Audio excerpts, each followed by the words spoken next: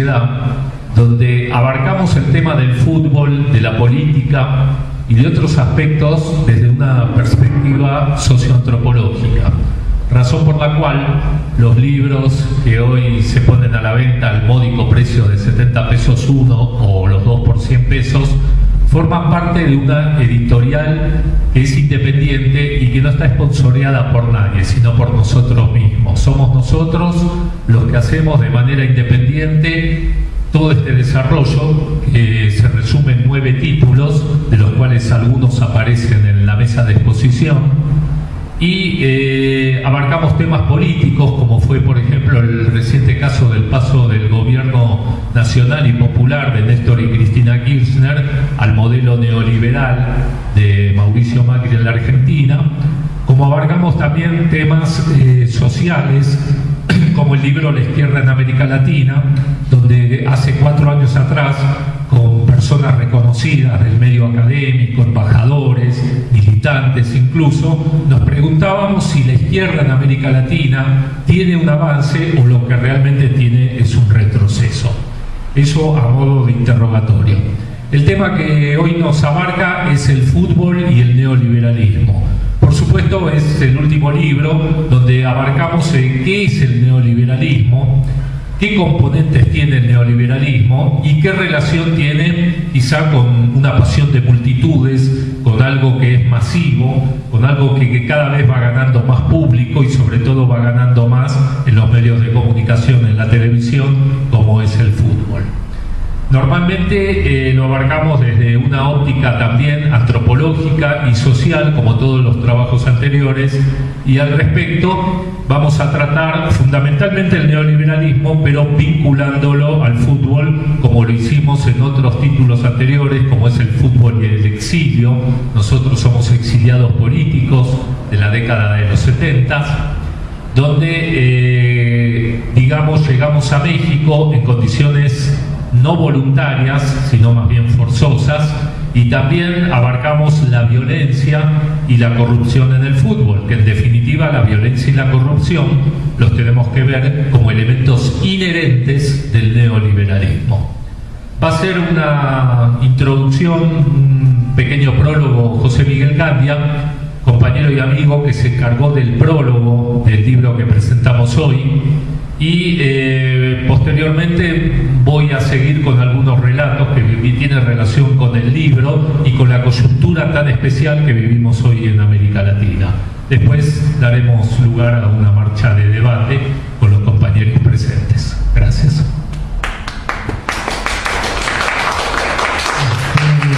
Bien, cada vez que venimos con estos temas,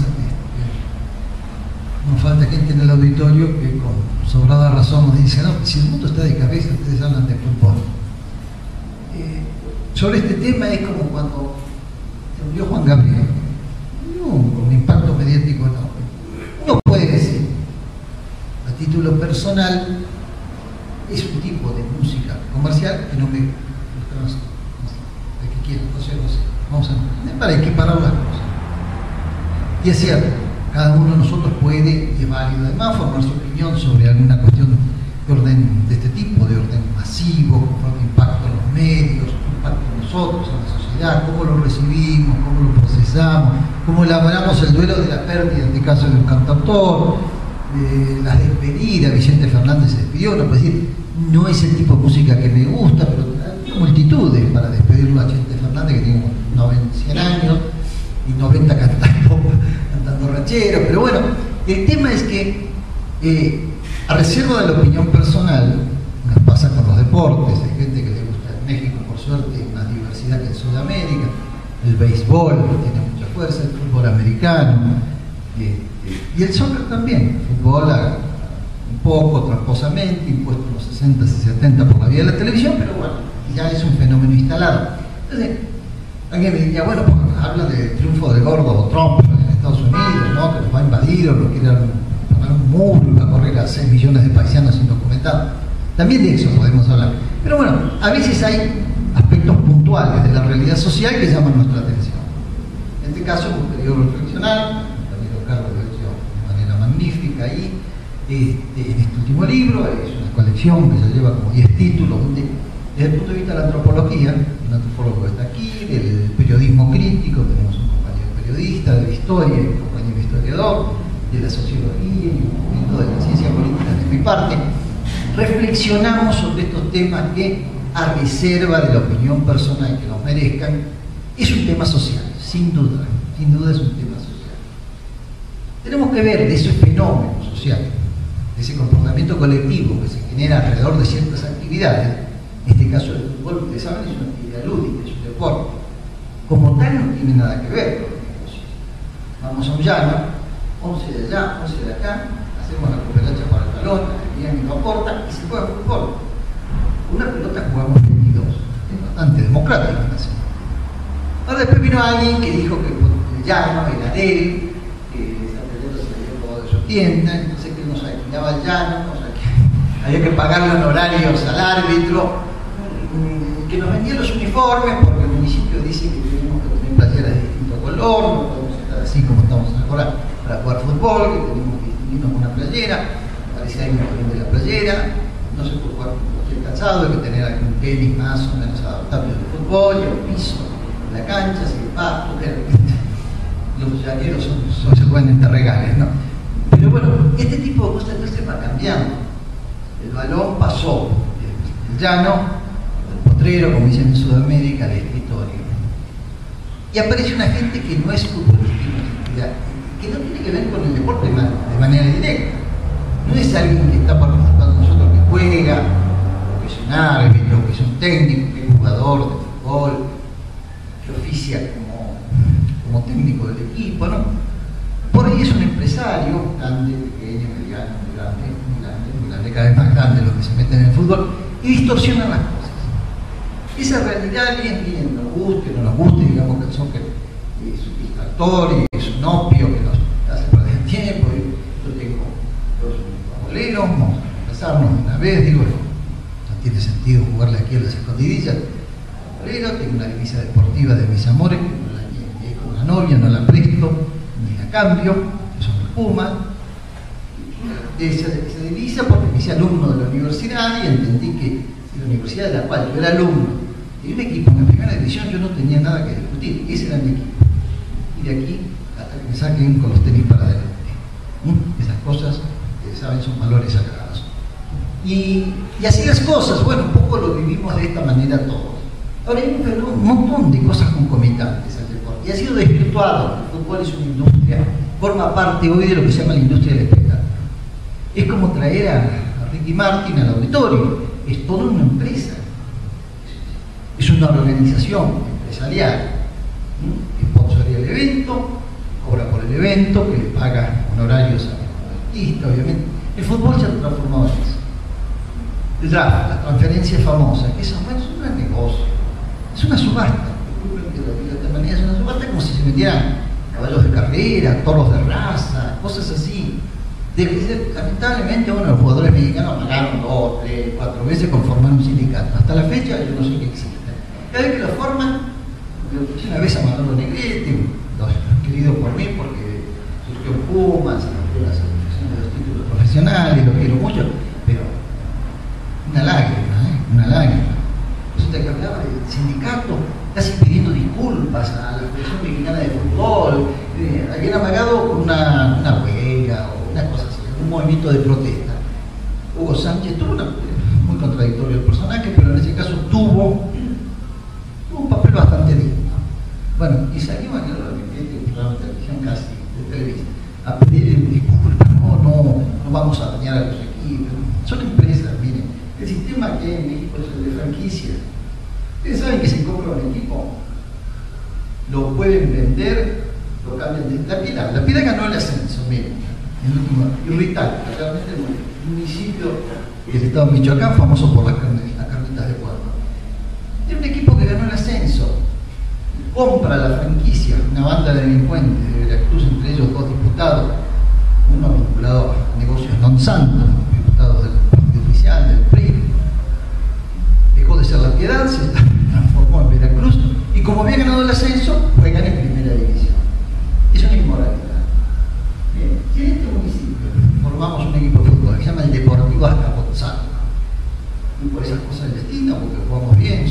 organizado, eso, ganamos el ascenso. A mí me parte el alma que venga un millonario, que venga Esteca, Televisa, el LIN, que ustedes, Cemex, Centros de México, o Comex, la Pinturería de Negro, que vengan, lo compren y en lugar de Deportivo Azcapotzalco le pongan el Deportivo Coyoacán. Jugábamos aquí a una cancha que está en Coyoacán, no es lo mismo, no es el equipo de Villa Móvil. No se cambian, los afectos no se cambian, sí, por lo menos de un día para el otro, no despierta la misma pasión. En el museo se hizo en su momento con una divisa histórica. La degradaron tanto que quedaron 5, que es mi casa. El antiguo equipo de los electricistas, los rayos, el sindicato electricista. El empresario español, el Atlético español, se lo llevó, lo desapareció algún tiempo y después lo restituyó. No te ves en casa, pero aún andando bien con el 30 personas, incluido de cárcel, por momentos, algunos años, estaba Ivo Basay, el ecuatoriano Alex Aguinaga, y eran realmente 40 simpatizantes. Una divisa histórica, piensen en eso. Todo esto lo contamos ahí, de manera crítica. Y demostramos cómo el neoliberalismo es más que un plan económico. Le pega todo, el neoliberalismo es una forma de conseguir la vida social. Y el deporte no se salva de eso. Se pudre, se deteriora, se descompone, se cae. Y bueno, por eso el libro se llama Fútbol y Neoliberalismo. Hay una particularidad en esta política de organización de la economía capitalista que tiende a potenciar los aspectos más disgregadores. Es la reventa, ya reconocido por todos, institucionalizado, el tema de la venta de estupefacientes. Yo participo en la hinchada de los Pumas, a la porra de Pumas, cuando jugamos aquí en el estadio de Ciudad Universitaria, y yo veo unas cosas raras. Hay una venta de alcohol, no de cerveza, que esa sí esté permitida porque eso se negocia antes y la Federación autoriza la venta de cerveza. Se venden otros alcoholes, tequila, ron, por ahí, cómo pasa eso, cómo lo entran las barras ahí, las porras, como el hay gente que tiene un planteo que hace de boleto. ¿De dónde salió eso? Yo hago la fila por un boleto, resulta que el tipo que ha dado miedo hace una cosa. Un montón de cosas más. Y después el papel nefasto de los intermediarios en el campo cuando se venden y compran. Hay comisiones muy jugosas que se venden. Ahora todo esto tiende a potenciarse, no se corrige. Un sistema económico, una política económica como el neoliberalismo, que tiende a ser, bueno, la ley de la selva, señores, que sobreviva el más apto. Este tipo de cosas se hacen. Cada vez tenemos, se degradan más las cosas, se deterioran más las cosas. Más comercio, más deporte. Ya no tiene regreso, esto es un deporte profesional. Piensen en el tenis, cuánto gana un tenis, porque son millones de dólares en un partido de tenis. ¿Cuánto paga la NBA de los Estados Unidos, la liga profesional de básquet más importante del mundo? Por gusto, infórmese los sueldos de un basquetbolista profesional en Estados Unidos. Béisbol, digo, esto pareciera ya no tener regreso, pero sí tenemos que tener una visión crítica y tratar, como si hay un cartel que dice en México no existe la democracia, tiene que haber democracia en México. Por algo nos reunimos aquí. También en el plano que nos ocupa ahora, un deporte de masas, ordinario, querido por todos, en este camino, tiene que ser algún día recuperado una visión un poquito más, respondiendo más a sus orígenes, ¿no? Una actividad deportiva de clases populares, de chicos humildes, con un balón, gran aventuras. Es bastante democrático que sea. Hay un montón de cosas más, ahora Carlos, que estuvo a cargo del trabajo, se los va a contar a ustedes. Yo quería esto nada más como una reflexión o introductorio, porque nos ha pasado que alguna gente dice, si el Estado Islámico y el gordo Trump que era en Estados Unidos y el lío que traen los sirios y los migrantes, nadie dice que eso no es importante. Eso es lo más importante. Eso es lo más importante. Pero en este caso tomamos un segmento de la realidad social para reflexionar y volcarlo en la palabra. Porque las palabras se lleva el viento. Entonces mejor que queden en el papel, a los que les interese, lo pueden consultar. Es materia prima, no se va a hacer. Es insumo para que ustedes saquen conclusiones. Nosotros no damos nada. Esto sale del compromiso social, no desde la academia. No subestimamos la academia, pero el compañero y el servidor tenemos práctica política social, le pudiéramos llamar. Gente comprometida con algunas ideas, un puñadito de ideas que nos van quedando. Y a partir de eso escribimos esta cosa. Ahora Carlos va a ser más explícito en esto que yo nada más Se los he mencionado, ¿no? Gracias.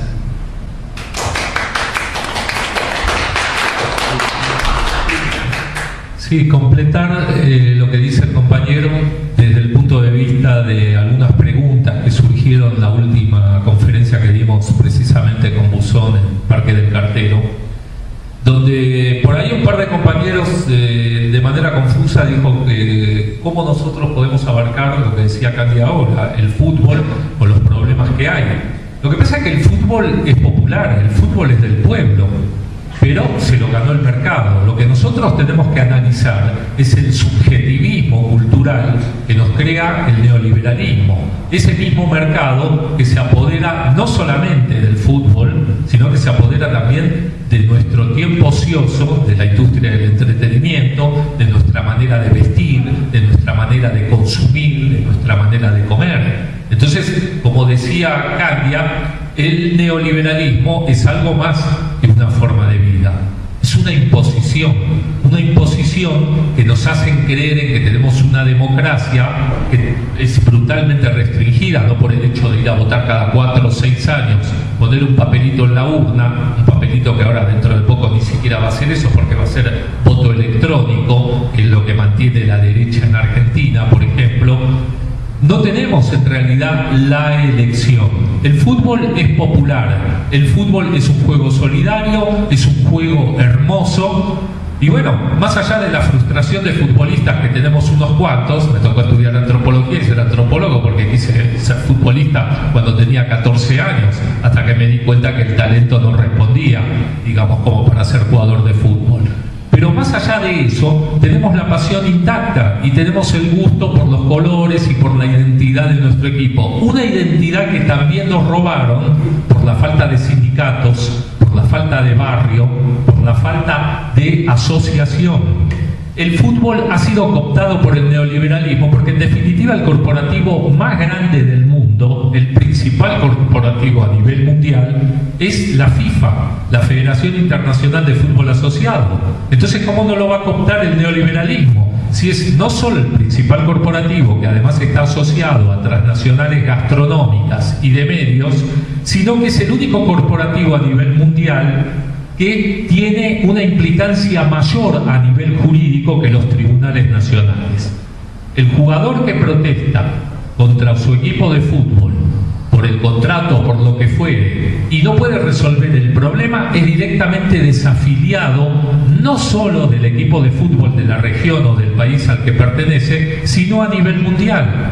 Era lo que le estaba pasando, que afortunadamente llegó a un buen arreglo hace poco, al jugador Alan Pulido. Y también le ha pasado a muchos otros jugadores mexicanos. Estamos en un medio donde la propia oligarquía futbolera impone las reglas, en este caso la Federación Mexicana de Fútbol, que sacó la regla 10-8. La regla 10-8 quiere decir que en un plantel de 18 jugadores puede haber 10 extranjeros. Esto es una barbaridad, porque hay equipos que juegan con 10 extranjeros y un solo mexicano, o en Inglaterra tenemos equipos que juegan con 11 extranjeros. Esta cacareada globalización, que es parte inherente del sistema neoliberal, llegó también al fútbol. ¿Qué oportunidad, por lo tanto, tiene el joven futbolista mexicano, que tiene condiciones, pero que por razones de negocio y de inmediatismo económico y cultural le traen un extranjero que tiene más nombre y que obviamente va a ser el titular del equipo? Entonces, en este orden atacamos, digamos, no solamente las instancias oficiales o quienes nos determinan las leyes y las reglas a seguir, sino que nos dirigimos también a la violencia y a la corrupción. Una violencia que se manifiesta en el fútbol, una corrupción que se manifiesta en todos los órdenes, ¿sí? Y además, esto es un producto de la sociedad que vivimos. El fútbol es un reflejo de la sociedad. La sociedad está cada vez más violenta porque en definitiva el neoliberalismo no le interesa la violencia de pobres contra pobres o la lucha que a diario se dan los ciudadanos, ya sea por motivos económicos o por motivos coyunturales o circunstanciales. Esto es un genocidio por goteo, como bien dijo el juez de la Corte Interamericana de Derechos Humanos, el doctor Raúl Zaffaroni. El neoliberalismo no solo se ha metido con el fútbol, no solo se ha metido con nuestros gustos, con nuestras costumbres, nos ha sacado los trabajos, nos han quitado quitado los salarios, es parte inherente del neoliberalismo. La teoría fundamentalista del neoliberalismo, que desarrollamos, por cierto, en este título, tiene que ver con los años 80. Recuerden ustedes cuando Margaret Thatcher y Ronald Reagan empezaron con su política brutal de recorte al gasto público, que el recorte al gasto público es el recorte a ti, a mí, a nosotros. Es recortarnos la salud, los hospitales, el acceso a la universidad, donde 10.000 estudiantes mexicanos entran a la UNAM cuando tendrían que ingresar 120.000. Esos son los recortes al gasto público. Esa es la política neoliberal, un país de pocos para pocos. Por eso no nos tiene que sorprender lo que pasa en Estados Unidos, quizá uno de los países más neoliberales del mundo, donde aplicaron a rajatabla la doctrina neoliberal, ya sea demócratas, el caso de Obama, o Reagan, en el caso de los republicanos. Y hoy tenemos un protofascista que engaña al electorado con su demagogia grotesca, diciendo que van a recuperar los empleos, van a recuperar sus salarios, porque ellos ¿sí? tienen derecho a eso, porque el inmigrante mexicano es el que le está robando el salario. O sea, todos sabemos que el problema no es que la inmigración te robe las fuentes de producción. El problema es que los gobiernos tienen que crear nuevas fuentes de producción para todos nosotros. No les cuesta mucho, porque tienen un presupuesto impresionante del que disponen. El problema es que la corrupción no solamente permite la disposición del presupuesto, sino que parte importante de ese erario se va a las armas, se va a las guerras, y de alguna manera, ¿la guerra qué quiere decir? Una lucha de pobres contra pobres, el divide y vencerás. Es un plan maquiavélico, premeditado, que atenta contra nuestra existencia. Lamentablemente tuvimos una primavera de 10, 12 años de gobiernos nacionalistas y populares, sobre todo lo que fue Argentina, Brasil y digamos algunos proyectos frustrados como Honduras y Paraguay, que precisamente se frustraron por iniciativa de quien era candidata hoy a presidenta y se la veía como la buena de la película, la señora Hillary Clinton. Ella tuvo que ver directamente no solo en el bombardeo de Irak, sino también en los golpes a los gobiernos hermanos de Paraguay y de Honduras, cuyos presidentes ustedes saben que fueron derrocados, como también fue derrocada la compañera Dilma Rousseff. Es decir, el neoliberalismo lo puede hacer por medio de las bayonetas y de los golpes de Estado. La imposición puede ser ruda y violenta, como cuando lo hicieron en 1973 en el salvaje golpe que Pinochet le hiciera al compañero Salvador Allende en Chile. Y posteriormente se reunificaron las dictaduras de Videla, de Pinochet, las dictaduras brasileñas y paraguayas y uruguayas en el Cono Sur. Pero hoy no necesitan eso. Hoy lo que necesita son los vendedores, los que venden la doctrina neoliberal. ¿Quiénes son? Los medios hegemónicos, los periodistas a modo, los periodistas que nos engañan todo el día omitiendo o diciendo cosas que no son reales. Entonces los medios de prensa no son medios de prensa, son medios de empresa. ¿Sí? Recordemos que Washington Post, que Wall Street Journal, que el periódico de New York Times apoyaban fervientemente a Hillary Clinton. Pero por favor, si ustedes me dan a elegir entre Hillary Clinton y Donald Trump, es evidente que me están dando a elegir entre que me muero de cólera o me muero de cáncer. O sea, no puedo elegir a ninguno de los dos. Esa es la doctrina neoliberal.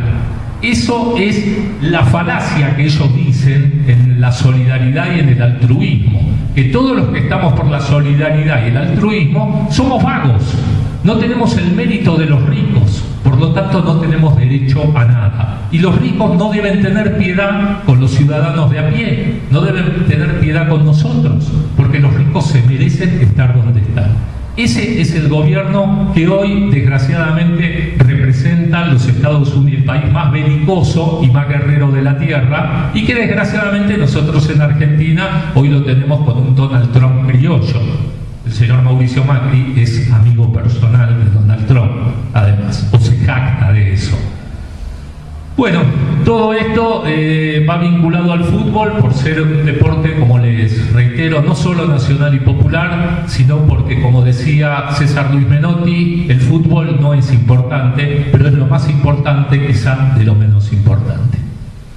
Bueno, gracias compañeros. Cedo la palabra a ustedes.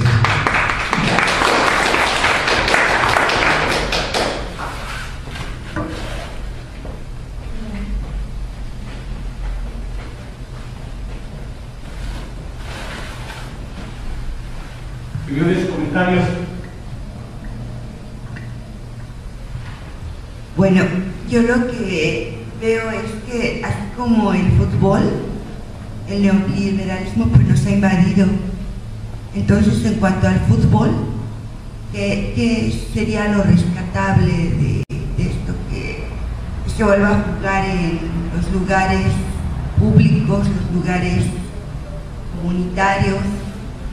Por ejemplo, hay comunidades donde el fútbol pues, todavía se puede jugar, ¿no? Pero aquí en el DF pues, para nada. Entonces, ¿qué nos espera con el neoliberalismo ahorita? ¿Qué nos espera dentro de lo que hablamos del fútbol? Con tener deporte, o sea, ya se murió el fútbol de plano porque se compran los partidos, digo, los equipos, y inclusive se arreglan desde antes quién va a ganar y quién va a perder. Y a ver, según la conveniencia, si están en el país anfitrión, FIFA esto, pues tiene que ganar por lo menos los primeros partidos el equipo local, porque de lo contrario, pues no van a tener lana para que lleguen ahí los señores a dejar su dinero, ¿no? Entonces, en cuanto a esto, ¿qué nos espera en cuanto a los deportes?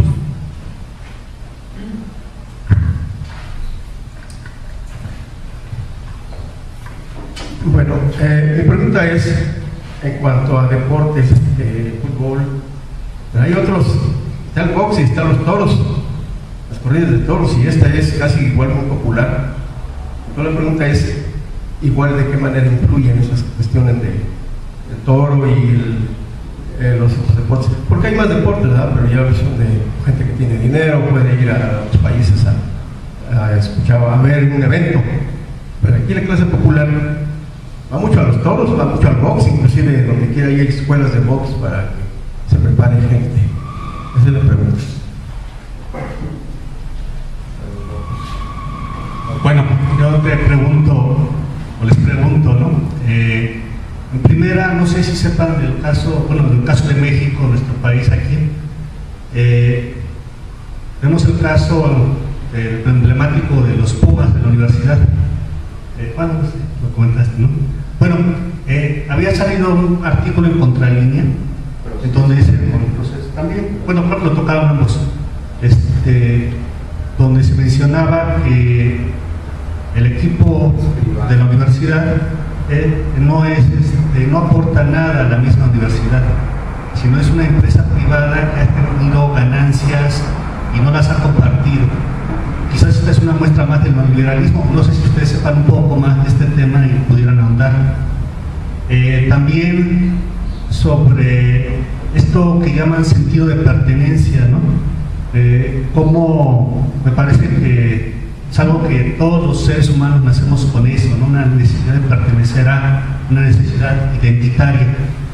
Y el fútbol o el fútbol de espectáculo parece que se aprovecha bastante bien de eso. No sé si ustedes nos pudieran hablar un poquito más sobre esa cuestión psicológica, bueno, si es posible, esto del sentido de pertenencia y cómo lo manejan y aprovechan, trafican con eso, ¿no? No sé si alguien más quiera comentar algo por lo pronto.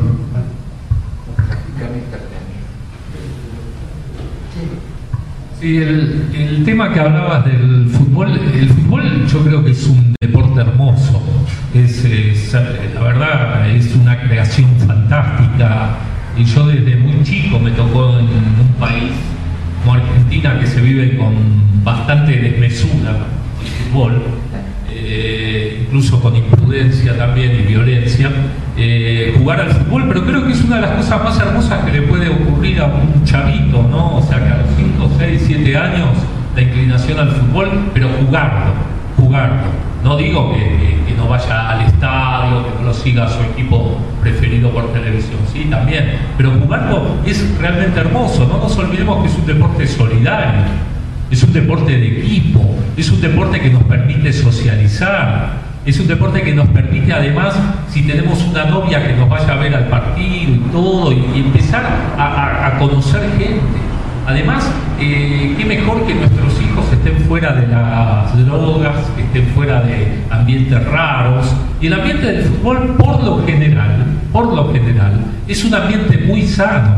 Quienes lo hemos jugado, quienes hemos disfrutado del fútbol, realmente hemos conocido gente muy valiosa, hemos conocido grandes entrenadores y también hemos conocido compañeros que son hasta el día de hoy amigos, en mi caso personal.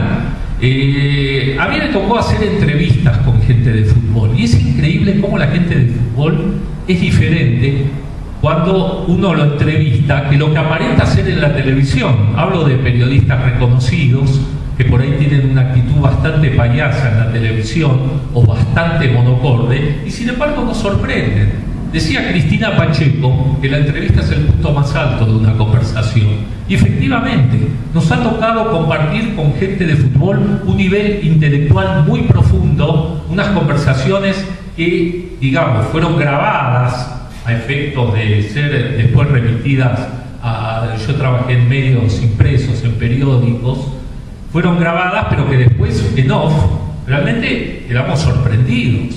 Son muchos. Y entre ellos muchos jugadores del fútbol mexicano y periodistas mexicanos. Pero ¿qué pasa? En la televisión se transforma, tienen otra actitud. Ahí entra el dinero, ahí entra el factor neoliberal que hablábamos hace un rato. No estoy diciendo que se corrompa, estoy diciendo que hay un cambio de discurso.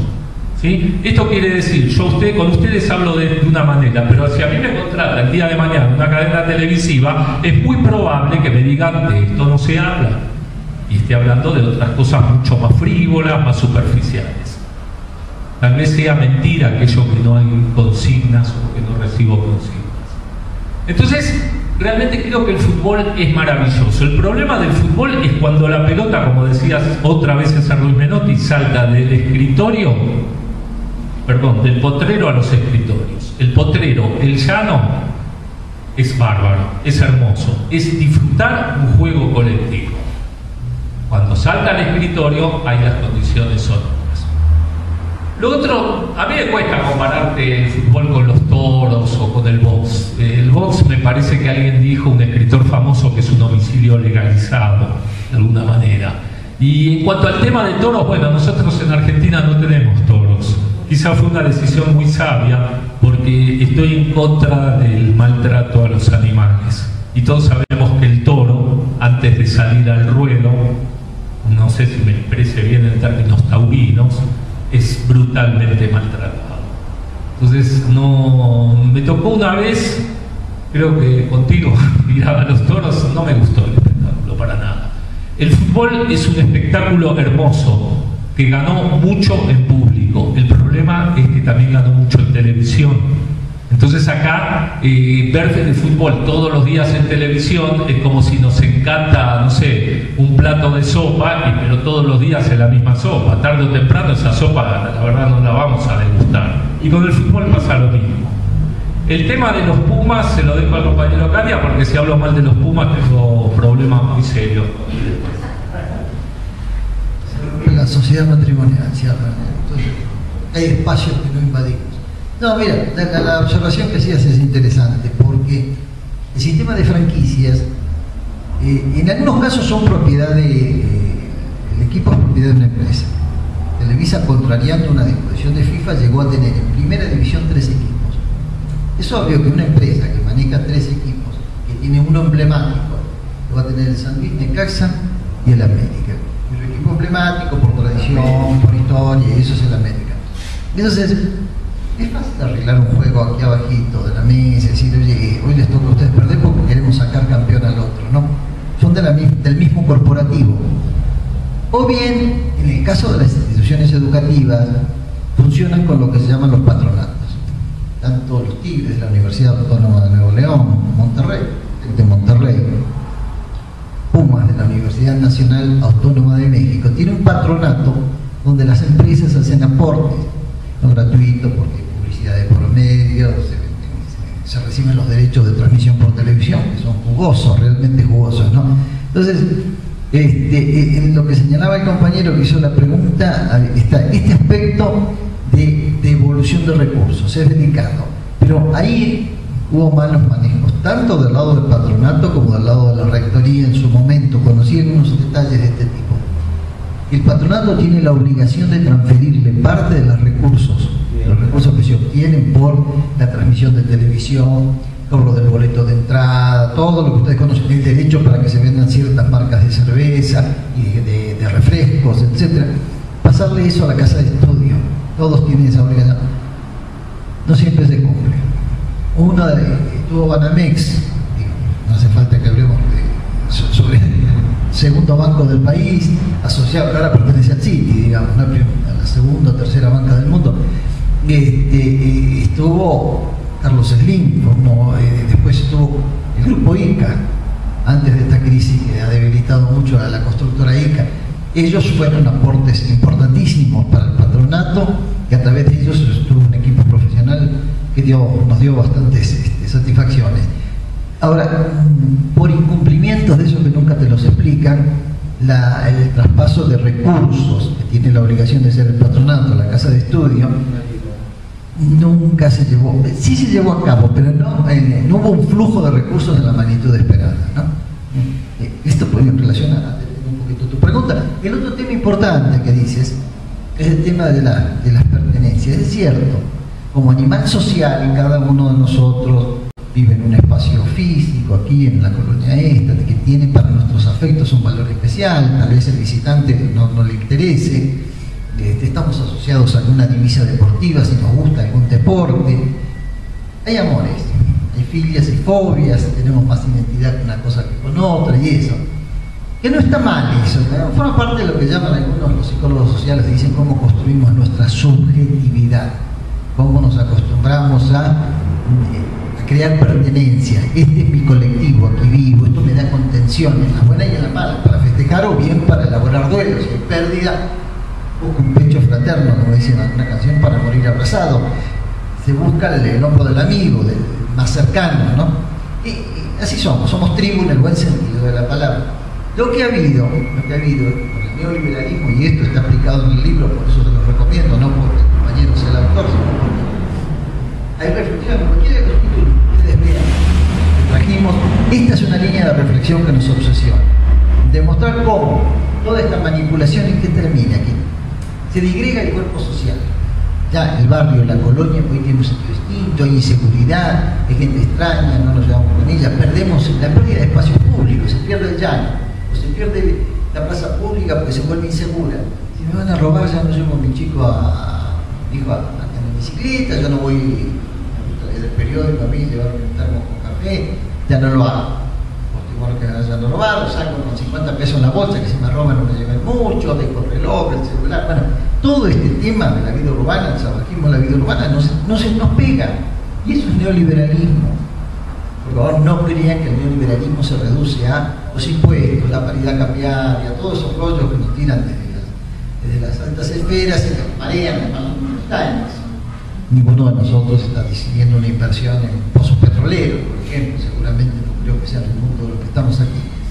Pero el deterioro de la vida social sí nos pega cotidianamente. Y cuando pierdo espacio de referencia, ¿qué hago? Me aferro a lo que puedo, cosas muy primarias. Y ahí sí hay un sesgo peligroso. La violencia en los estadios tiene mucho que ver con esto. Y quien se queda huérfano se aferra de lo poco que tiene. El salvavidas a veces es el equipo de fútbol sobre el cual estamos depositando nuestros afectos. Y la fobia al equipo rival. Cuando se ve un partido clásico es típico. Suele haber violencia. Yo no defiendo, mire, no me preocupa tanto la violencia verbal. Hay gatitos muy bonitos, son medios ofensivos y estamos pasando haciendo algún recordatorio al adversario, a un jugador, a la otra tribuna. El problema es la violencia física. Buscar a la porra rival para agredirla, ese tema sí es de riesgo, eso es de riesgo. Y ahí estamos. como decía el compañero, es una especie de guerra de pobres contra pobres. Digo, porque yo he visto entre muchachos muy humildes, del equipo con el que simpatizo y comparto colectivamente en la tribuna cuando voy, amores y sinsabores, satisfacciones y adversidades. Bueno, lo veo y después, ay, nos ganó el otro equipo, las cosas no salen bien, a ver cómo se agrede a la otra parte. Y del otro lado hay chavos que son parecidos, muchos son chavos de familias trabajadoras, que con esfuerzo hacen la preparatoria, con más esfuerzo acceden a una universidad pública si pueden. Y es una agresión, ese no es el enemigo. Ahí es lo peor que nos puede pasar. Ese no es el enemigo. Esta es la parte de riesgo acerca de la pregunta que hacía el compañero, sumamente oportuna, el tema identitario. ¿Cuál es mi identidad? ¿Con qué me identifico? Si pierdo el líquido, recordemos, estamos hablando de lo más importante, de lo menos importante.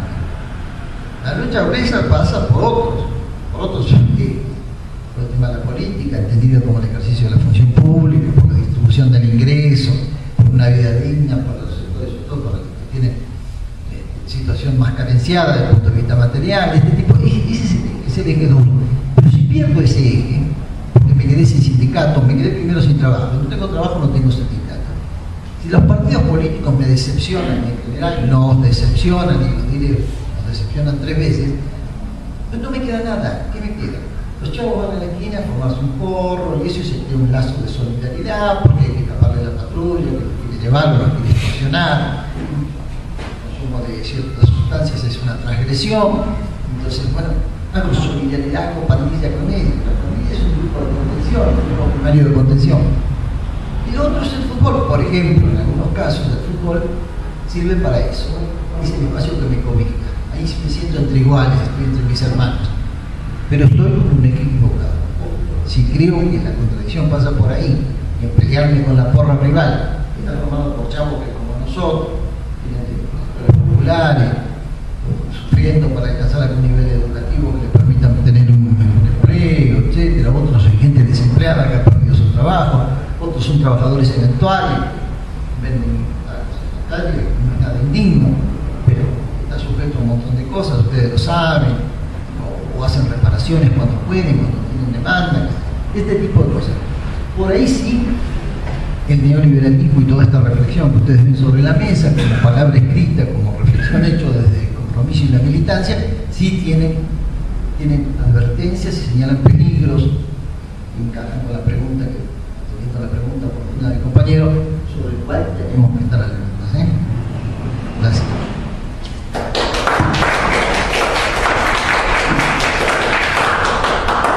Sí, nomás retomar lo que decía el compañero, la ruptura del tejido social se produce porque de alguna manera el divide y vencerás forma parte de los gobiernos neoliberales.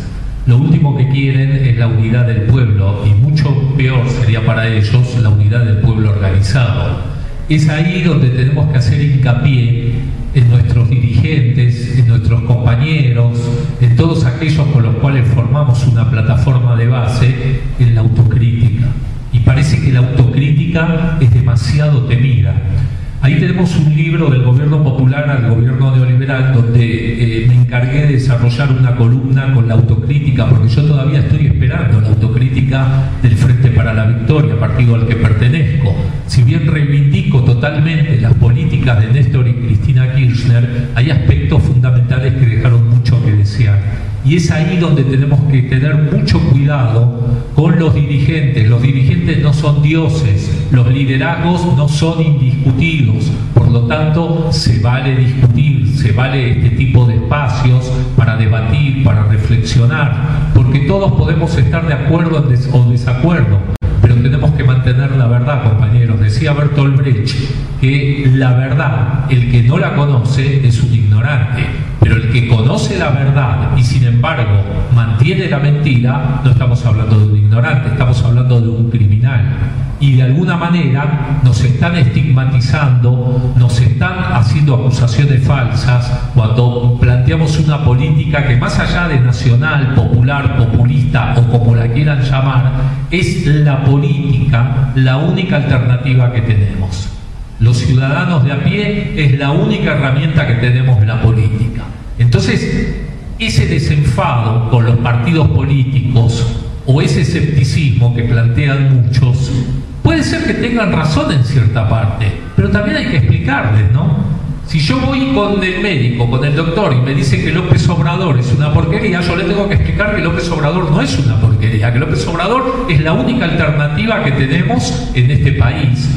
Pero no porque López Obrador sea un dios, sino porque realmente ha hecho un gobierno nacional y popular, no solamente cuando estuvo en el Distrito Federal, ¿sí?, como regente. Gracias a él tenemos Metrobús, gracias a él tenemos una pequeña pensión para los mayores adultos, sino que fue tal vez lo mejor que hemos tenido en los últimos 20, 30 años. Así como no me cabe ninguna duda que en mi país, Néstor y Cristina Kirchner, con todos sus desaciertos, fueron lo mejor que hemos tenido, por lo menos desde que yo tengo uso de razón, no he visto algo igual. Prueba de ello es que el pasado 9 de diciembre, cuando la expresidenta tuvo que entregar el poder, reunió 350.000 personas en la Plaza de Mayo. Dígame un presidente que se va después de 8 años de ejercicio y después de 12 años de continuidad con su marido, Néstor Kirchner, y que reúna 350.000 personas en una plaza. No es casual. Entonces nosotros tenemos que reivindicar los procesos nacionales y populares, pero tenemos que fomentar esto, espacio de reflexión y del debate, donde mucha gente puede estar muy escéptica, puede decir no, tengo que pagar la tarifa de luz el lunes, el martes si no tengo dinero, lo cual es legítimo, pero no nos paralicemos. El miedo nos paraliza y el miedo es lo que infunden los gobiernos neoliberales. Son especialistas en esto, porque les conviene a sus intereses. Para eso cuentan con ese ejército hegemónico de medios de difusión, que lejos de hacer una función social, lo único que hacen es alejarnos de la realidad. Gracias.